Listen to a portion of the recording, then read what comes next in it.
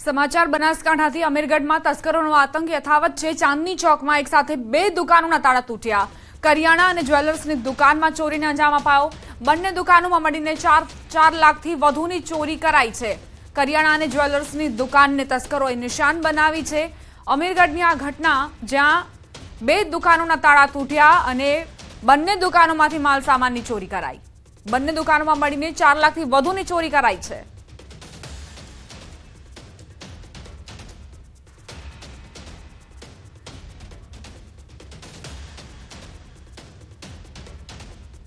જાહેરમાં દારૂ પાર્ટી કરવા બદલ જે ધરપકડ કરવામાં આવી છે તેને લઈને પ્રેસ કોન્ફરન્સ મળી રહી છે, સાંભળીશું।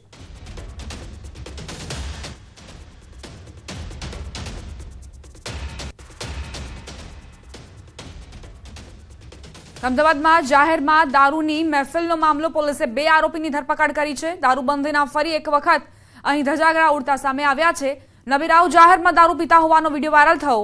અમદાવાદમાં ઇસ્કોન પોલીસ ચોકી નજીકનો આ વિડીયો છે જે વાયરલ થયો હતો। સીડી પર બેસીને દારૂ પીતા હોવાનો વિડીયો સામે આવ્યો। અમદાવાદ શહેરમાં કાયદો વ્યવસ્થા અને પોલીસ પેટ્રોલિંગની કામગીરી સામે પણ સવાલ ઉઠ્યા। ઇસ્કોન પોલીસ ચોકીની નજીક નબીરાવ જાહેરમાં દારૂની મહેફિલ ગટગટાવી રહ્યા છે, દારૂ પી રહ્યા છે। ઇસ્કોન ક્રોસ રોડ નજીક જાહેરમાં દારૂની મહેફિલ ચાલી રહી હતી। ઇન્સ્ટાગ્રામ રીલ જ્યારે બની અને વાયરલ થઈ ત્યારે આ યુવાનોની હરકતો તમામની સામે આવી, પોલીસની સામે આવી। 5 થી 7 યુવાનો કોમ્પ્લેક્સની સીડી પર બેસીને દારૂની મહેફિલ માણી રહ્યા હતા। 2 દિવસ પહેલા જ રીલ બનાવવામાં આવી અને અપલોડ થઈ। પોલીસ ચોકી નજીક જ જાહેરમાં દારૂની મહેફિલથી અનેક સવાલ ઉઠ્યા। ન્યૂઝ 18 ગુજરાતી વાયરલ વિડીયોની પુષ્ટિ નથી કરતું, પરંતુ સવાલ અહીં એ કે જો વિડીયો બનાવવામાં આવ્યો છે, વાયરલ થયો છે, તો તેની તપાસ થવી જોઈએ। અને જો આ યુવાનો પાસે ખરેખર દારૂ હતો તો એ દારૂ આવ્યો ક્યાંથી?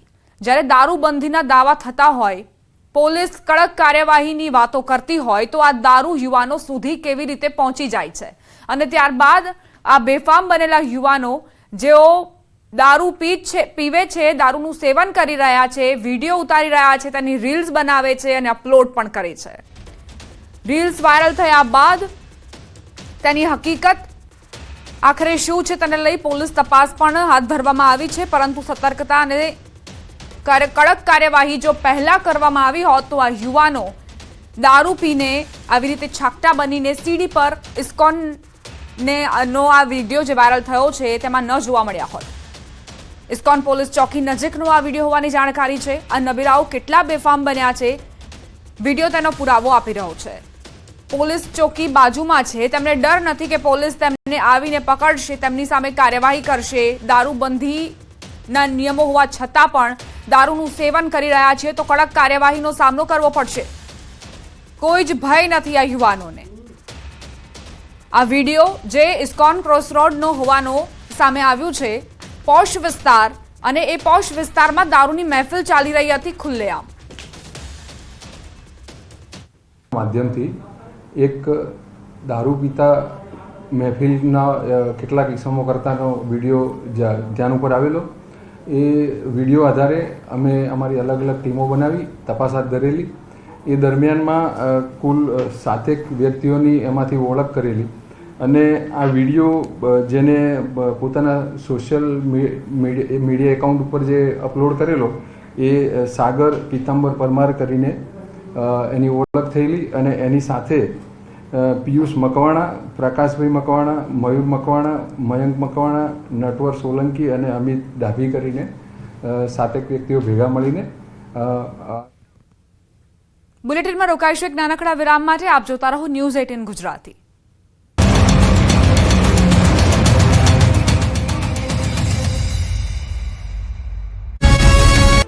જામકંડોરણાના ચરેલ ગામે માતાજીના મંદિરમાંથી ચાંદીના છતરની ચોરી।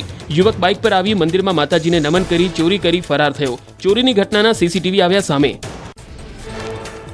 વડોદરાના માંજલપુર વિસ્તારમાં બાઇકની ચોરી કરતો ગઠિયો સીસીટીવીમાં કેદ। વિસ્તારમાં ચોર સક્રિય થતા રાત્રિના સમયે પેટ્રોલિંગ વધારવાની માંગ કરી। રાજુલા તાલુકાના રામપરા ગામની શેરીઓમાં સિંહો રાત્રિના સમયે ફરી રહ્યા છે શ્વાનની જેમ। સિંહોના આટાફેરાથી ગ્રામજનોમાં ફફડાટ, વન વિભાગની નિષ્ક્રિય કામગીરીથી ગ્રામજનોમાં નારાજગી। દ્વારકાના ખંભાળિયામાં ભરબજારે આખલા યુદ્ધ, શાક માર્કેટ નજીક આખલા યુદ્ધના દ્રશ્યો સામે આવ્યા. 5 થી 6 વાહનોને નુકસાન પહોંચ્યું. આખલા યુદ્ધથી લોકોમાં નાસભાગ મચી. દાહોદના યાદગાર ચોક ખાતે ભોંયરામાં ખાબક્યો આખલો. રખડતા આખલા વાખડતા સર્જાઈ હતી દુર્ઘટના. સ્થાનિકો અને ફાયર વિભાગના કર્મચારીઓએ મળી આખલાનું ભારે જહેમત બાદ રેસ્ક્યુ કર્યું. ચોટીલા નેશનલ હાઈવે પર ડમ્પર ચાલક રસ્તા પર જ રેતી ઠાલવતો હોય તેવો વિડીયો વાયરલ થયો. ડમ્પરની ટક્કરથી હાઈવે પરનું સાઇન બોર્ડ ધરાશાયી થઈને પાછળ આવતી કાર પર પડ્યું. કારમાં સવાર 3 થી 4 લોકોનો બચાવ, કારને નુકસાન. ઊંઝામાં હરાજીની અનોખી સ્ટાઇલનો વિડીયો સોશિયલ મીડિયામાં વાયરલ. વેપારીએ પોતાની અનોખી સ્ટાઇલમાં જીરુની હરાજી કરી. વિડીયો લોકોમાં ચર્ચાનો વિષય બન્યો. જોનપુરમાં બુકાનીધારી 2 ચોરી મકાનમાં ચોરી કરવાનો કર્યો પ્રયાસ. ઘર માલિકની ગેરહાજરીમાં દરવાજાનું તાળું તોડતા ચોર ઘરના સીસીટીવીમાં થયા કેદ. પાડોશીઓ જાગી જતા ગઠિયાઓ ચોરી કર્યા વિના જીવ બચાવી નાસી ભાગ્યા. હનુમાનગઢના ફતેપુર ગામમાં ટ્રેક્ટર ચાલકે કારને મારી ટક્કર. 2 જૂથ વચ્ચેના ઝઘડામાં ટ્રેક્ટર ચાલકે પાર્ક કરેલ કારને વારંવાર ટક્કર મારી કારને નુકસાન પહોંચાડ્યું. ઘટનામાં ટ્રેક્ટર પલટ્યું. પોલીસે ફરિયાદને લઈને તપાસ હાથ ધરી.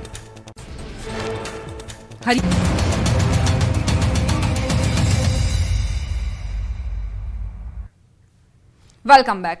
બેફામ બનેલા તસ્કરોએ હદ વટાવી માતાજીના મંદિરના ચાંદીના છત્તરની ચોરી કરી. રાજકોટના જામકંડોરણાના ચારેલ ગામની ઘટના છે. માતાજીને નમન કરી ચોરી કરીને ગઠિયો ફરાર થયો. સમગ્ર ચોરીની ઘટનાના સીસીટીવી ફૂટેજ સામે આવ્યા. યુવક બાઇક પર આવીને મંદિરમાં માતાજીને નમન કરી ચોરી કરી ફરાર થઈ ગયો. ત્યારે હાલ તો સીસીટીવીના આધારે જામકંડોરણા પોલીસે તપાસ શરૂ કરી છે.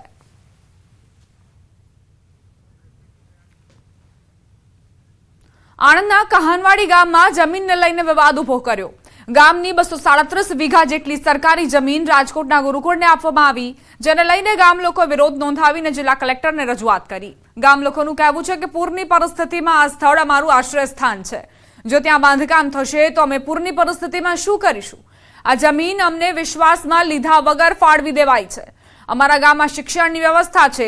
અમારે ગુરુકુળની જરૂર નથી. જો આ નિર્ણય પાછો ખેંચવામાં નહીં આવે તો ગાંધી ચિંધ્યા માર્ગે આંદોલનની ચીમકી ઉચ્ચારી છે. આ અંગે કલેક્ટર દ્વારા સરકારમાં રજૂઆતની ખાતરી અપાઈ છે. સાથે જ સાંસદ મિતેશ પટેલે જણાવ્યું કે જમીન સરકારી છે, બધા નિયમ અને ધારાધોરણ અનુસાર આપવામાં આવી છે.